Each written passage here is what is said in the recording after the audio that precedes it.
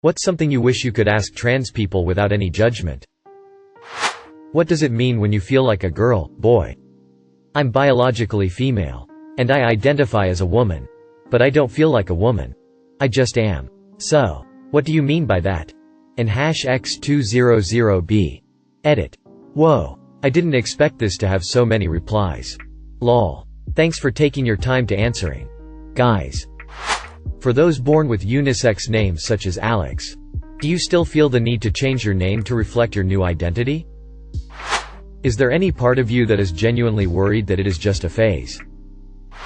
Does sitting down feel different after you get bottom surgery? Trans men. Do you realize the most manly experience you're having is being told you're not a man? That's like 60% of being a man. I don't have a question. I just want to say this has been a great thread to read. I didn't scroll all the way to the bottom, but what I saw has been uncharacteristically respectful and informative. All the questions I had that I've been afraid to ask have been answered, and they make sense as well. Thanks. I feel asking my question. I'm going to have people come for me. But I believe education is important, and I want to understand things I don't know. So, when a man transitions into a woman, I understand that they take hormone replacement therapy. That must be brutal, by the way. Yet I still see a lot of trans women with beards. I might be ignorant in asking this. But if you have gone to so much time, effort and money to transition to become a woman, why would you not shave? Since facial hair is predominantly a very masculine feature? Edit. Thank you for sharing your personal and private experiences with me. I have answers that I didn't even consider, as well as being educated on some of the personal struggles you experience. I am pleased that, for the most part, this entire post from OP has been constructive, helpful and earnest. Thank you. I work in medicine. Oftentimes it can be apparent that someone may be transitioning. But it's never right to assume anything about anyone. I'll usually see their given name before I meet them. And it's standard practice to have a PT confirm with their legal name and DOB. What do you think is the best way of being asked if you have a preferred first name other than what is legal in that situation? I usually stumble with something like, "Hi, I'm looking for John Doe, is that you? Nice to meet you. Is John okay, or do you go by another name?" But it always feels clunky. Looking for advice. Edit. My main clinical setting is an urban hospital in a large network of hospitals. This makes any change to charting, intake very well out of my reach, unfortunately. It is a discussion that I hope continues to climb to the administrators.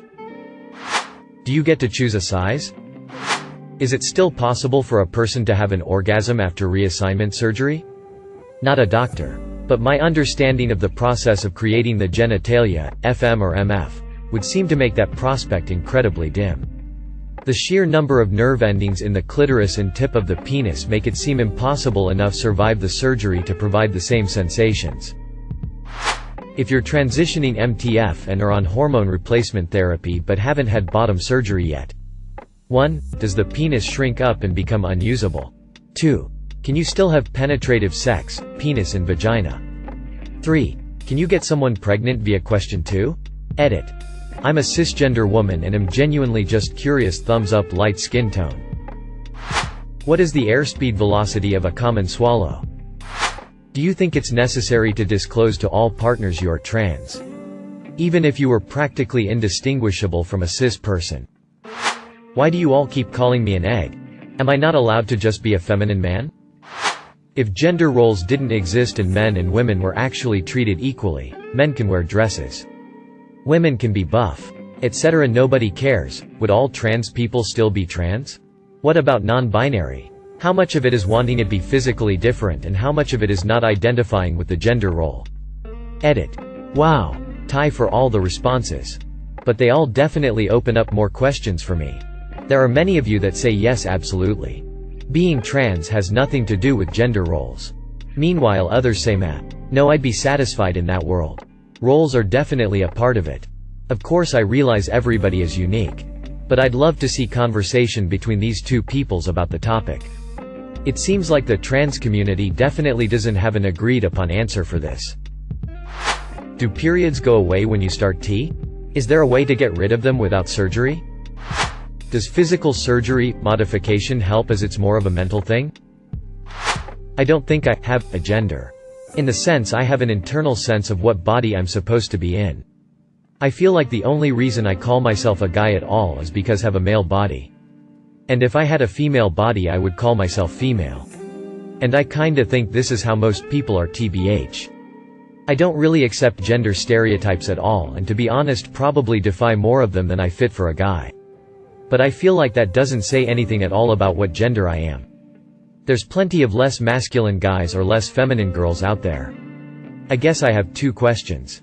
What is it supposed to mean to feel like a girl or feel like a guy? Is it a positive affinity for the other sex, or is it more just a dislike and feeling of discomfort with your own body? And isn't that difficult to separate that from other self-image issues like body dysmorphia or self-hate for depression or trauma reasons? What do you think of people saying gender is a social construct rather than a real internal sense of self about the body you're in? What questions do you wish people would stop asking you? Edit. I just want to say I hope people will read all the replies to my question and learn something and maybe think before they ask intrusive questions. Thank you all for sharing. Do non-binary people, or people who are gender fluid, count as trans? Even if they still mostly present as their AGAB with no intent to change? Does birthing people, men's trader, really make you feel more included? It just feels icky to me. It makes it sound like having babies is all AFAB people are good for. Can I borrow 20 quid? If, for example, someone is born male but transitions to be female and they are sexually attracted to men, are they considered gay prior to the transition but then straight after the transition? Edit. Thank you all for the responses that have seriously helped me understand the situation more.